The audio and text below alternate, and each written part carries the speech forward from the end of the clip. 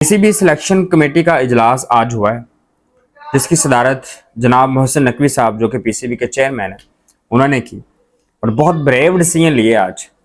चूँकि आपको पता है 15 तारीख से टेस्ट मैच शुरू होने लगा है पाकिस्तान और इंग्लैंड का, जो कि सेकंड टेस्ट मैच है। पहला पाकिस्तान जिस तरह से हारा है वो आपके सामने, और उसी टेस्ट मैच को बेस बना के आज की सिलेक्शन कमेटी में बहुत सारे फैसले किए गए, जिसमें सबसे बड़ा फैसला था वो ये था कि बाबर आजम को टीम से ड्रॉप किया जा रहा है। शाहीन अफरीदी और नसीम शाह भी ड्रॉप में ही शामिल हैं। रिलीज़ किए जा चुके हैं ये तीनों प्लेयर, और सरफराज अहमद पहले से ही रिलीज़ किए जा चुके हैं। अब ये सारे प्लेयर जो रिलीज़ हुए हैं, ड्रॉप हुए हैं, ये कोई शॉक न्यूज़ नहीं है। ये आज से 2-3 माह पहले, 4 माह पहले ही हो जाने चाहिए थे।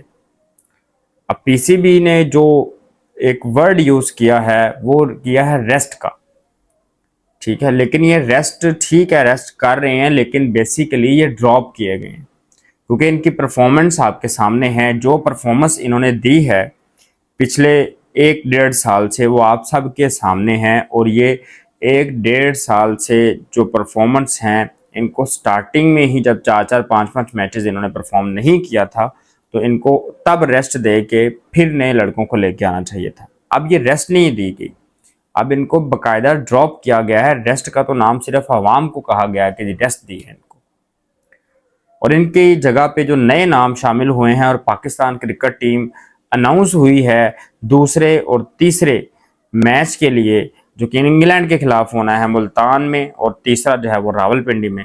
वो जो स्क्वाड है उनका मैं बताता हूँ आपको कौन सी स्क्वाड है।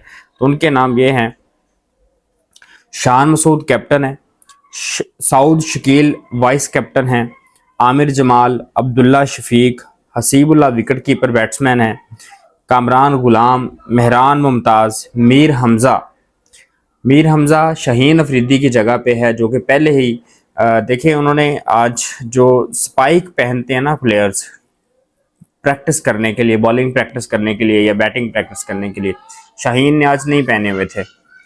तो वहीं से अंदाज़ा हो रहा था कि शाहीन अफरीदी जो है वो आज ड्रॉप कर दिए जाएंगे, और वाकई में ऐसा हुआ और मीर हमज़ा का नाम सामने आया है। इसके बाद मोहम्मद अली, मोहम्मद हुरैरा, मोहम्मद रिजवान, नुमान अली, साइम अयूब, साजिद खान, सलमान अली आगा और जाहिद महमूद, ये पाकिस्तान की स्क्वाड है, और इन्हीं में से 11 प्लेयर फाइनल किए जाएंगे, जिनमें मेरे ख्याल में जो खिलाना चाहिए स्पिन बॉलर्स को लाजमी खिलाना चाहिए। देखें इब्रार रेस्ट कर रहे हैं हॉस्पिटल में, वो हॉस्पिटलाइज्ड हैं, तो फिर उनकी जगह मेहरान मुमताज़ चूँकि अच्छी बैटिंग भी कर लेते हैं तो उनको अगर आप ले लें, फिर उनके साथ सलमान अली आगा तो हैं ही हैं, और मीर हमज़ा जो आए हैं वो पाकिस्तानी फास्ट बॉलर शाहीन से ज़्यादा अच्छे हैं। इस वक्त की मैं बात कर रहा हूँ, पहले एक और फॉर्म थी शाहीन अफरीदी की, इस वक्त की मैं बात कर रहा हूँ कि शाहीन अफरीदी से ज़्यादा अच्छे हैं। और बाबर आजम की जो परफॉर्मेंस रही है वो ओवरऑल आपके सामने है। मतलब बड़े शॉक्ड होगी आवाम के लिए बाबर आजम को क्यों ड्रॉप कर दिया गया, क्योंकि उनके इमोशनल फैंस बड़े हैं। हमें इमोशनल फैंस नहीं चाहिए, हमें रियलिटी बेस्ड फैंस चाहिए, रियलिटी बेस्ड डिसीजंस करने।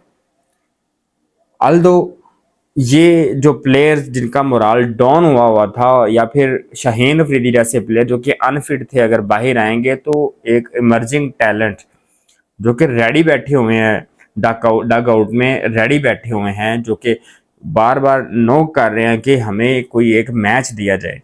अब इनके पास तो परफॉर्मेंस के अलावा कुछ नहीं, अगर ये परफॉर्म नहीं करेंगे तो ये तो पहले ही दरवाजे के सामने बैठे हुए हैं कि इनको बाहर करें, हम आगे अंदर आए।